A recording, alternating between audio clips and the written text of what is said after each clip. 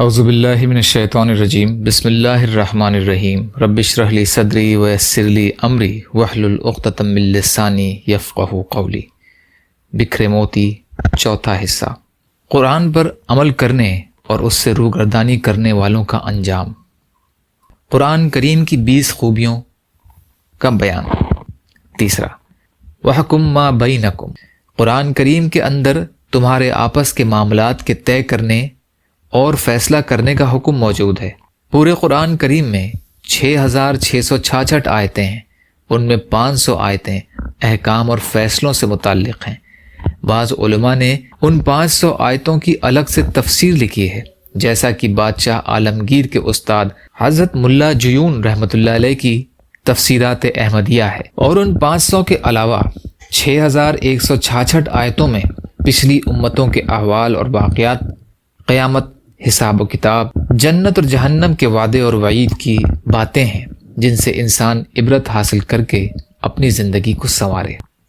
چوتھا، وَهُوَ فَصْلُ، قرآن کریم حق و باطل کے درمیان فیصلہ اور امتیاز پیدا کرنے والی کتاب ہے۔ اسی کو اللہ تعالیٰ نے سورۃ طارق میں اِنَّهُ لَقَوْلٌ فَصْلٌ سے ارشاد فرمایا کہ قرآن کریم حق و باطل اور صدق و کذب کے درمیان 2 ٹوک فیصلہ ہے۔ پانچواں، لیس بہزل، قرآن کریم میں مذاق، لغو و لایانی باتیں نہیں ہیں، بلکہ جو کچھ قرآن میں کہا ہے وہ حق ہے۔ اسی کو اللہ تعالیٰ نے سورۃ طارق میں وما ہوا بالہزل سے ارشاد فرمایا ہے۔ اس بیان کا باقی حصہ انشاءاللہ کل کی ریکارڈنگ۔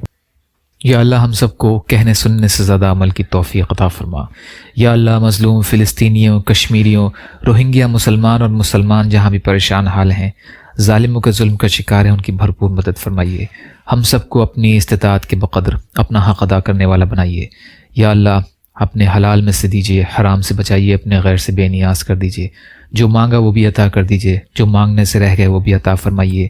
اللہم لا تسلط علینا من لا یرحمنا ولا یخافک فینا، اللہم اجرنی فی مصیبتی واخلف لی خیرا منہا، ربنا تقبل منا انک انت السمیع العلیم، برحمتک یا ارحم الراحمین، لا الہ الا اللہ محمد رسول اللہ۔ السلام علیکم۔